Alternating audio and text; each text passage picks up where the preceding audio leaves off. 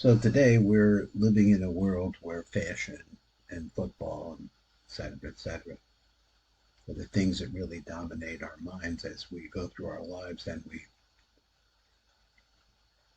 try to be successful.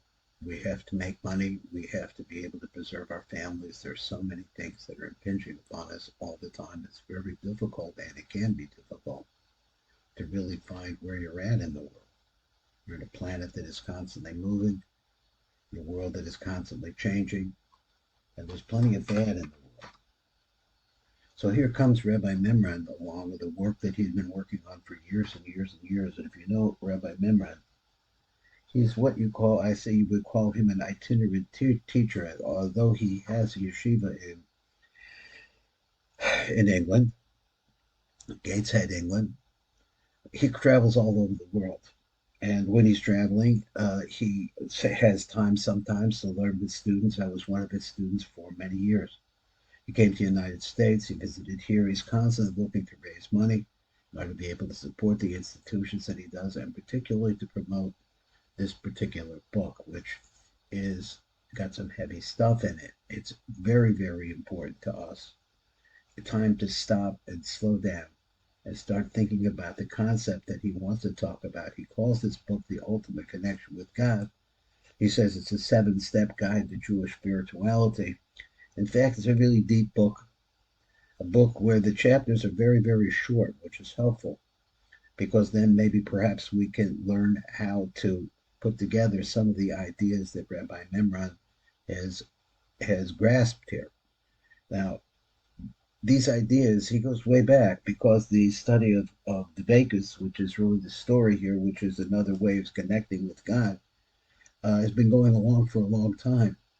But the different worlds that we live in, for example, we lived for a long time in the Mediterranean world, in the Spanish world, and we lived in the German world for a long time, and we wound up in Eastern Europe, and we wound up in North Africa and all over the Middle East.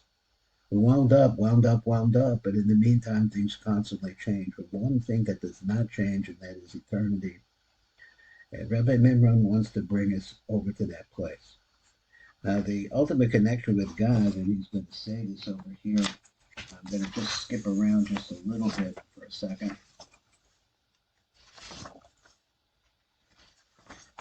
Because the Kabbalists are there.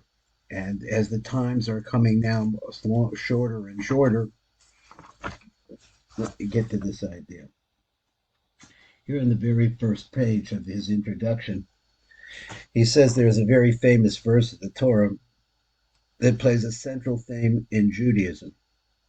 This theme, which is mentioned 9 times in Tanakh, revolves around the commandments of the Dovkabo. The Dovkabo, that's the way I pronounce it. To attach yourself to the Creator, God Himself. In other words, to attach yourself to eternity. That's possible to do in a world that is full of distractions, is doing everything it possibly can to move us away from looking at eternity. Over here, he mentions and he brings to us 9 different places which you can read where the word ladavkabo is found. Diveikus with eternity. And we try to do this all the time, but we are tremendously distracted by the difficulties that we have in life. Now, I really never, in the 4 years I learned with Rabbi Mimran, I never really discussed how I got to wanting to learn with Rabbi Mimran. He originally came to the yeshiva where I was learning, and I have a tremendous chavrusa whose name wants to remain anonymous. But he introduced me to Rabbi Mimran, and Rabbi Mimran sat down with us. And we're in the yeshiva, in a private room at the yeshiva, and he starts talking about monkey talk. And he explains that if you stop and listen to what your mind is saying or doing all the time, what your mind is has a conversation that's constantly going on back and forth. He calls this monkey talk. And he says this is part of reality. It's, I would call it the left side of reality, is the difficult dealing with dinim, because they're all around us all the time. different kinds of punishments, different types of geburoses and changes that you don't want to make. It is constantly happening. Different fights and katatas that you are in with different people or with your wife or your children or whatever it is constantly going on. But it echoes in your mind. It goes back and forth and back and forth and back and forth. And this is what he calls monkey talk. Now, I'm not sure that the word monkey talk appears in this book, but monkey talk is a central theme. Now, let me just, as this, we have just a few more minutes, as I don't want to make these shiurim too long. So after he goes through all the different rabbis who have really supported this book, let me find that place where I was at before, and here is a table of contents. Now, we're going to read just a little bit of this, and we'll keep reading it because I think it's really important. I was going to start where I stopped. I started doing this book. I did 60 some odd shiurim on this book. And I realized that one thing is greater than the next, but it's like too much to swallow. It's a lot.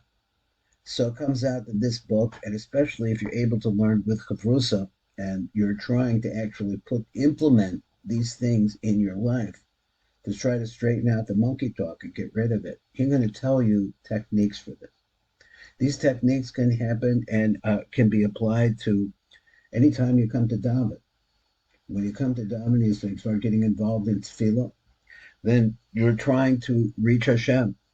A lot of times we're so distracted by all the problems we have to go to because I'm an older man now, so I watch the young people that have to come to shul and they run out and they have to go to work and they have all different kinds of worries and things like that. God should bless everybody because these are the difficulties that we face in our life in different stages.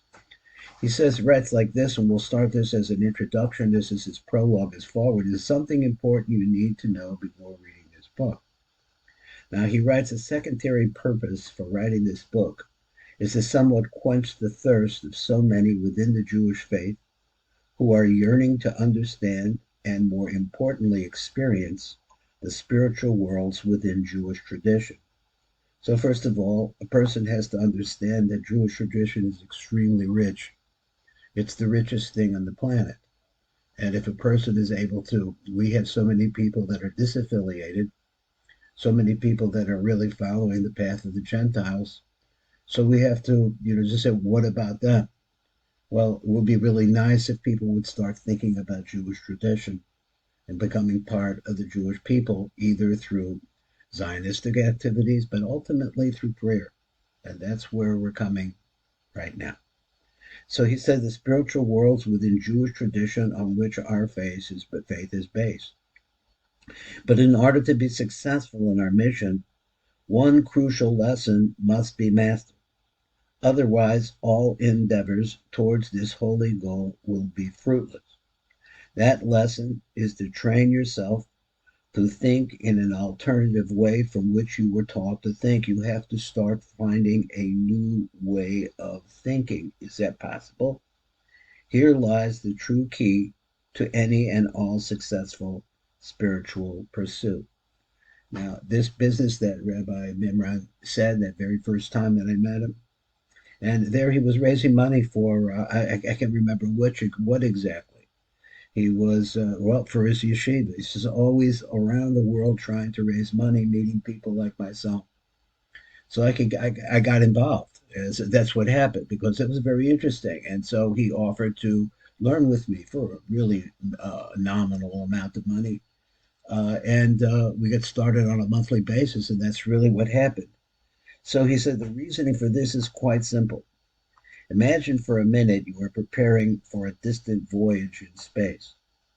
As an astronaut, you will need many years of study and training in order to understand and become accustomed to your new environment, which will be totally foreign to you since space has a different atmosphere and is therefore not compatible with yours. Imagining feeling as light as a feather. What a weird feeling that must be. Training will also be necessary in case you encounter other forms of light. You'll need to develop new ways of breathing and thinking when being in the spaceship for so long and being faced with different types of challenges. We can even go as far as to predict the success of your mission, depending on your preparation and discipline. Now, let's see, I might have missed a little bit. So we can even go as far as to predict the success of your mission, depending on your preparation and discipline. Toward it, I'd like to use that exact analogy for our voyage into a new world that does not necessarily have the same rules that limit us here on earth. Preparation and discipline is a necessity and a key to success.